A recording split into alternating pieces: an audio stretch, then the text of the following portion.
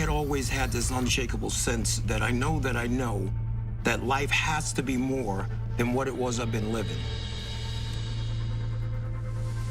I caught my very first felony conviction at 16 years old, and that type of behavior had led me into more and more arrests, getting in trouble until the age of 37 years old. I was arrested for a string of bank robberies. And based off of my criminal history, there is a potential that a federal judge can sentence me up to 23 years in a maximum security United States federal penitentiary. And in that moment, I played a let's make a deal with God. And I asked God to climb into the robe of that judge. Whether it's 10 years or 50 years, I'm going to invest the rest of my life serving you. And I stood before that federal judge. Judge Mahan took his glasses off, leaned back and said, I don't know why I'm going to do this. But he said, I'm not going to give you what you deserve. Then he gave me a lesser sentence. And as I laid on that stainless steel cell, shackled by my hands and my feet, I heard God utter into my spirit, my son, I honored what you asked me to do. He said, never forget the promise that you made to me. And ever since that day, I got up off that floor and my life went in a 180-degree turn in the other direction.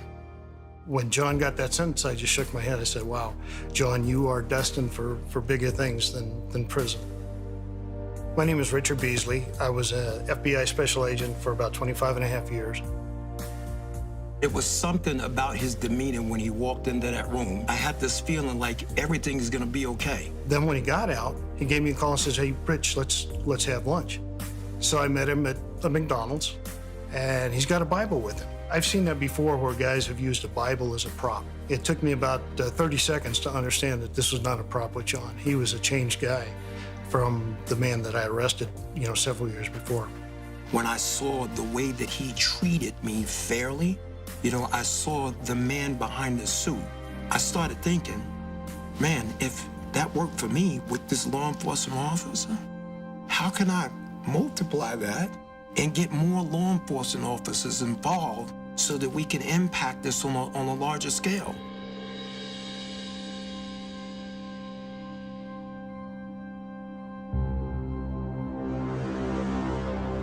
President Trump, he had made a bunch of promises. Let me just be transparent. When he first started talking about the things he was gonna do, I'm sitting there going, wait a minute here.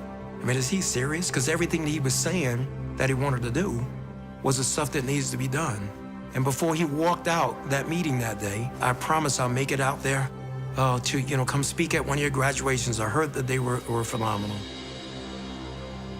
When he stood there in that graduation and he went out of his way to shake the hand of every one of those 29 graduates, set them on a whole nother vista of life because they had the office of the President of the United States.